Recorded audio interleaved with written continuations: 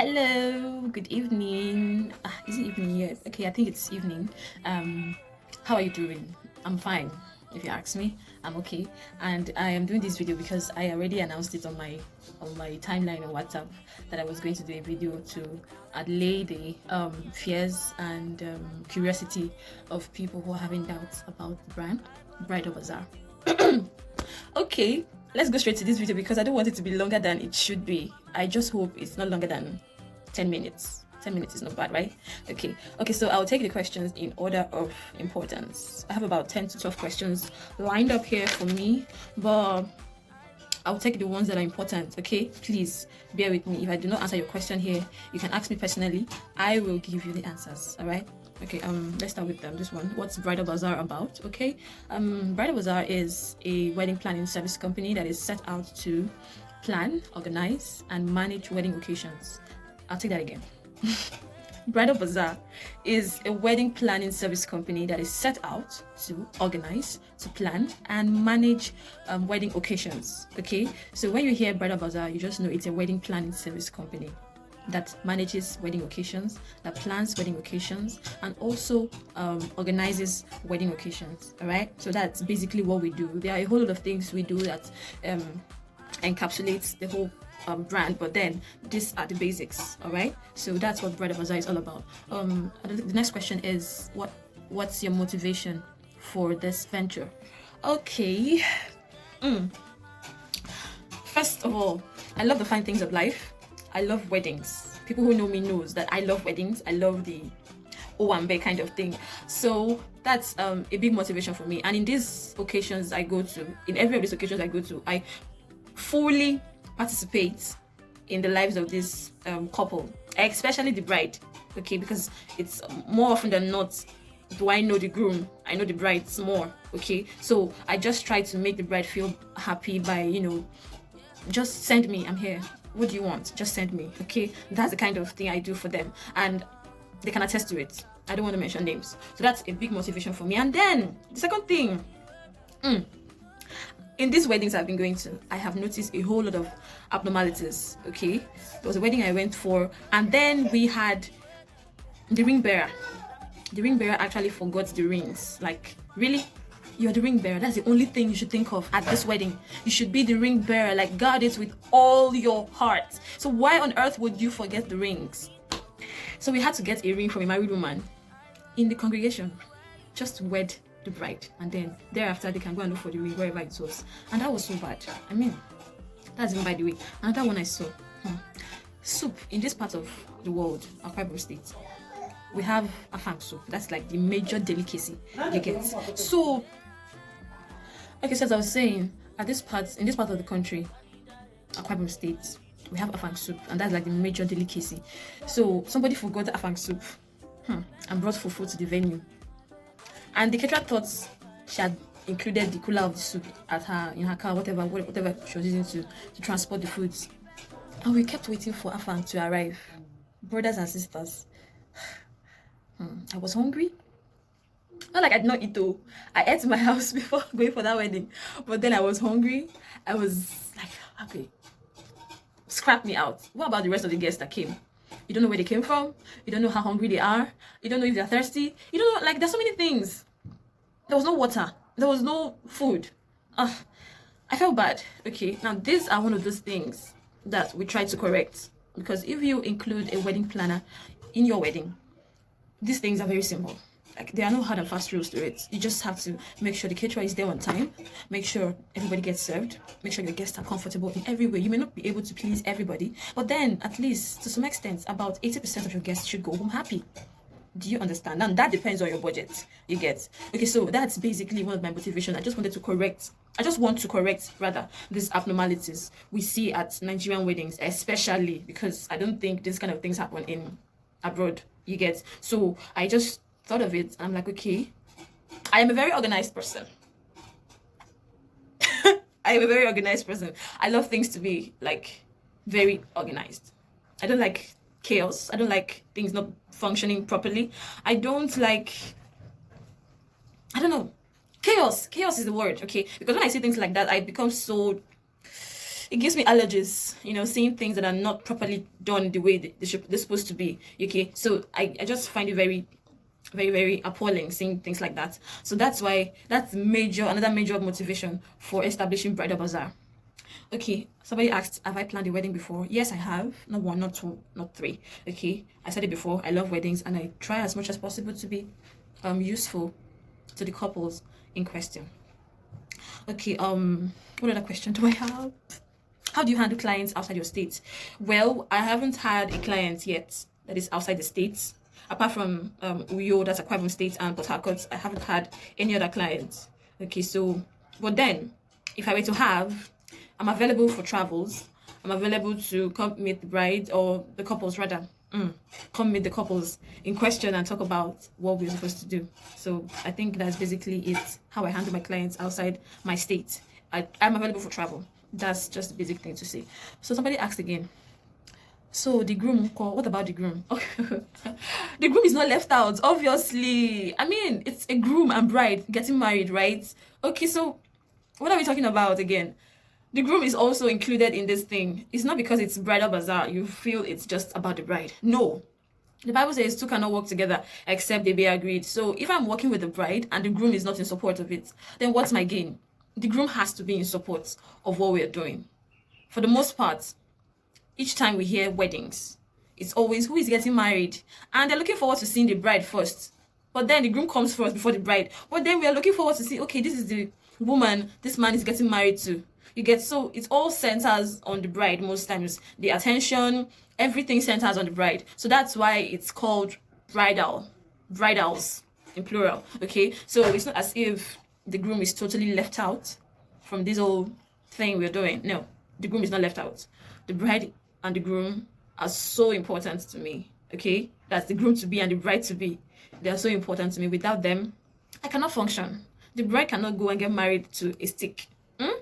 The bride and the groom together, we can make this work. okay, so that's another one. Okay, the most frequently asked question is it your own? Are you managing it for somebody and all of that? Are you the CEO? Are you this? Are you that? I'm like, okay, fine, chill. I don't like the word CEO, first of all, because I think it's a cliche and it's been overused.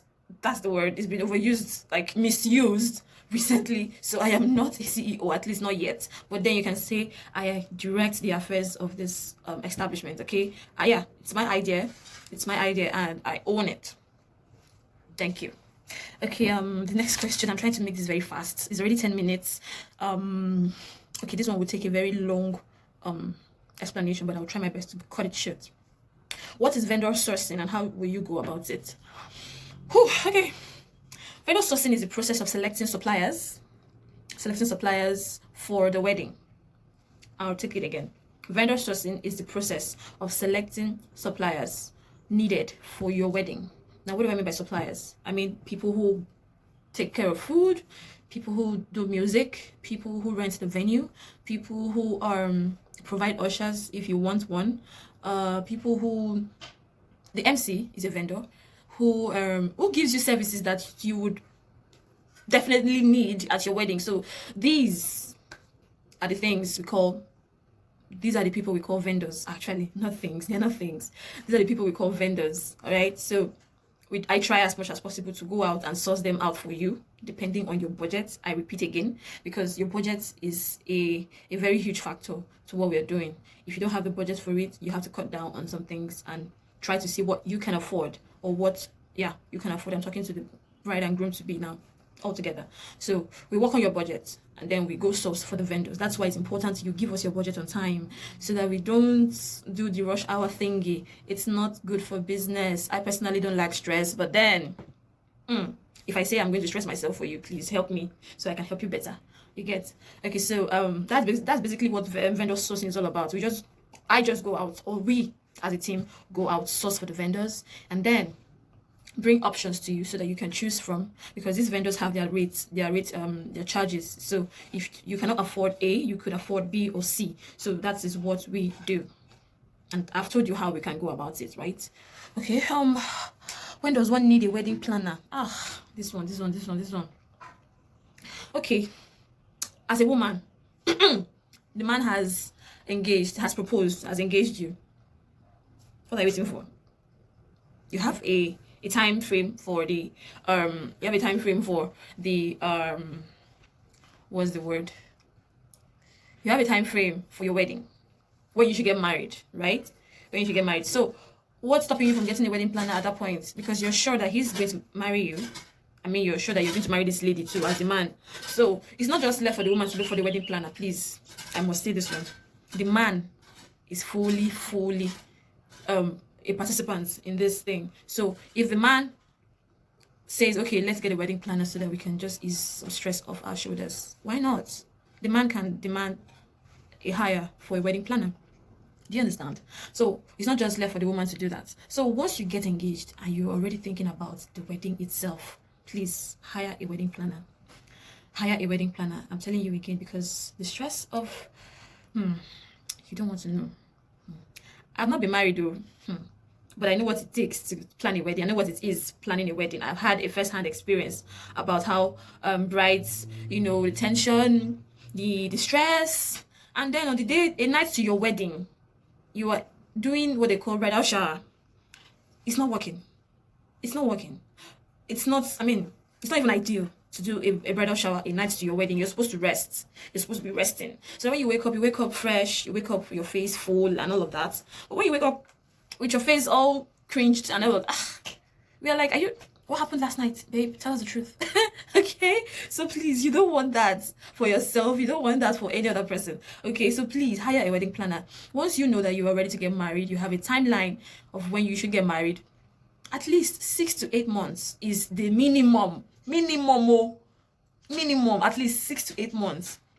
I know people get married in 3 months. At least that's when you have the money. Like you're really, really boxed up and you can just close your eyes and just pay for stuff without negotiation. But then if you are going to bargain and negotiate, please, I beg you, make sure your wedding planning is, a little bit stretched. Like there should be time. If you're getting married in December, you should start from January. Yes, I said that. If you're getting married in January, you must have started since the previous year. If you're getting married in the middle of the year, you must have started like the first day of the year. Yes, like 1st January. So that you don't get all stressed in the middle of the whole thing. You forget one thing, you forget the other, and then the whole thing is just a mess. So disorganized, and people will be talking about it. But when your wedding is good, like everybody was satisfied, everybody felt at home, people will not even remember that, okay, we were actually well fed and all that. But when your wedding is bad, I tell you, 2 years after, they are still talking about it. They are still talking about it. They're telling their neighbors, that one, her wedding, you see what happened. There was no food. You see what happened. Please, don't be like that. Don't be like that. Somebody told me that they shared garden egg because the caterer did not bring the food on time. I mean, how on time should a caterer be at a wedding venue? How? Okay. I think I've said enough. I think I've answered your questions enough. If you have more questions, please send it to me and I will send you voice notes or probably chats on it, okay? Thank you very much for watching. This video is close to 20 minutes. I did not expect it to be like this. I'm so sorry, okay? Thank you for watching. And please don't forget to go on our Facebook page at Bridal Bazaar and Instagram at Bridal Bazaar. Like the page. Follow the page. It's not enough for you to like. Please also follow, so that when we update give you updates, you can also be the first person to see them. All right, and then also follow us on Instagram, so that whatever we post, you can also see it and like it and admire it, and also patronize, because it's not enough for you to just like. Please patronize us. If you're married, send the referrals in. I will be so glad and honored to get them. Okay, thank you very much for watching. Thank you so much. This is the first thing I should have done, but thank you so much for the congratulatory messages, the goodwill messages, the prayers, everything. I appreciate it, like from the depth of my heart. I appreciate it. Thank you so much. I wasn't expecting that. I'll also repost our social media flyers. Please repost, please, so that when you get questions about what's this about, then you can refer them to me and then I'll give them the necessary answers. Thank you so much for this video. Thank you so much for watching. I love you. Thank you. Bye.